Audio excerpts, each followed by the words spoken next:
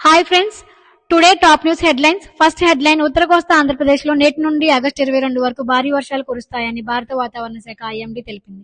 నైరుతి పవనాలు యాక్టివేట్ కావడంతో తేలికపాటి నుండి మోస్తరు వర్షాలు కురుస్తాయని తెలిపింది. సెకండ్ హెడ్లైన్, ఆఫ్రికాలో వ్యాప్తి చెందుతున్న మంకీ పాక్స్ వైరస్ పరిస్థితిని ప్రధాని మోదీ నిరంతరం పర్యవేక్షిస్తున్నారు.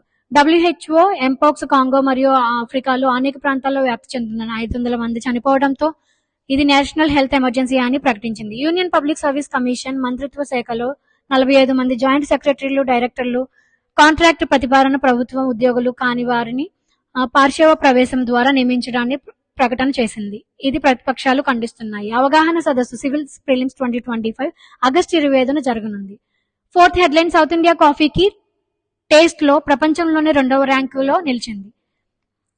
ఫిఫ్త్ హెడ్లైన్, ఇటీవల ప్రకటించిన జాతీయ చలనచిత్ర అవార్డులో నిత్యా మీనన్ ఉత్తమ నటిగా అవార్డును తిరు